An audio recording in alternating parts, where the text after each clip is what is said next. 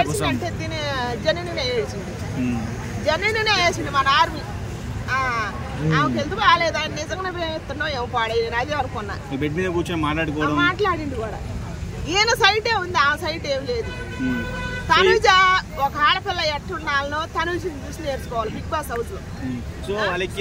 ఆడపిల్ల ఎట్టుండకూడదో రీతు సోదరిని, ఆలీషా పిక్కల్ని, మరి ఆయిషాని వీళ్ళ చూసి నేర్చుకోవాలి.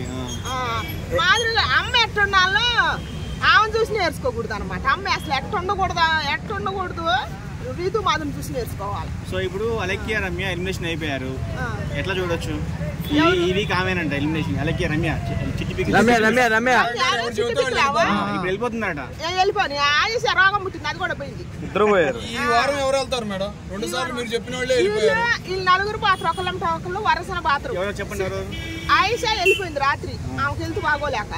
తర్వాత సిటీ పిక్కల రమ్య, మరి తర్వాత ఆయన మన తెలుగు రాదు కదా గౌరవ్ గారు, ఆయన ఎలిమెంట్ అవుతాడు. ఆయన తర్వాత నిఖిల్ గారు ఎలిమెంట్ అవుతాడు. రమ్య ఎలిమినేట్ అవడం ఎట్లా చూస్తారు మీకు? ఎవరు బాగానే ఉంది, ఏముంది ఆ వల్ల బిగ్ బాస్ లో ఏమి లేదు, ఒక ఆట లేదు, ఒక ఎంటర్టైన్మెంట్ లేదు, ఏం లేదు.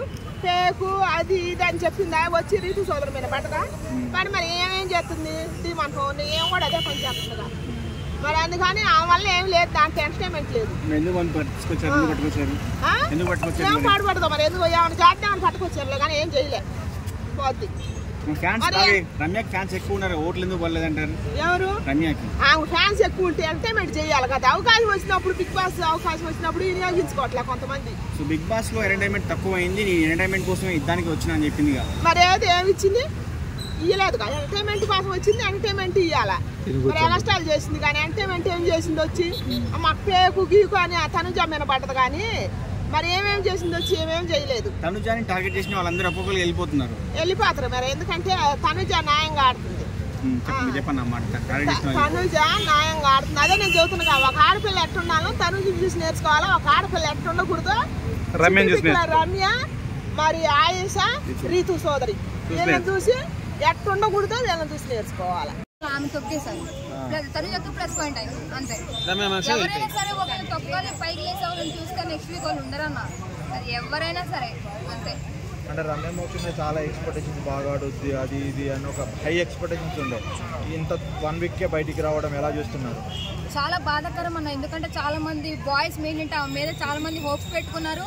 కన్న చూపిస్తుంది బిగ్ బాస్ అంతా, ఇంకా పచ్చలు అమ్మేద్దాన్ని చూసి చాలా మంది అనుకున్నారు. కాబట్టి పాపం ఆమె ఎలిమినేట్ అవ్వడం చాలా బాధాకరం అనిపిస్తుంది. ఏం కదక్క, ఈసారి కాబట్టి నెక్స్ట్ సీజన్కైనా వస్తాం, కానీ తనుజతో మాత్రం దయచేసి పెట్టుకోమాక. ఎందుకంటే ఆమె ఫైర్ మీద ఉంది కాబట్టి జనాలు ఆమెకి సపోర్ట్ చేస్తున్నారు. నువ్వు ఎంత ట్రై చేసినా సరే ఆమె కన్నా తక్కువే. సో మళ్ళీ దమ్ము శ్రీజ ఇప్పుడు మాక్సిమం పెరుగుతాయి అన్న, ఎందుకంటే తనుజ నెగిటివ్ చేసింది ఆమె. కంపల్సరీ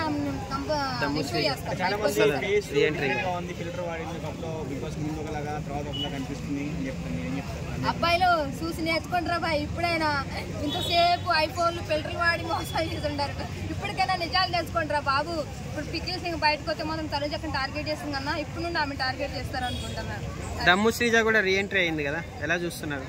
ఇంకా ఇప్పుడు ఈ ఉద్యమం దాటని ఇంకా సెకండ్ ప్రపంచ యుద్ధం స్టార్ట్ అవుతుంది. ఇంకా ఆమె ఎంత అరిసినా ఎంత చేసినా తనుజ మీద తక్కువే అన్న, ఎందుకంటే కొంతున్నంత మాత్రం బిగ్ బాస్ సపోర్ట్ చేస్తుందా, జనాలు సపోర్ట్ చేస్తారా? ఇప్పుడు నేను తరుస్తున్నా, నాకు ఏమైనా సపోర్ట్ చేస్తారా? ఎవరు సపోర్ట్ చేయరు.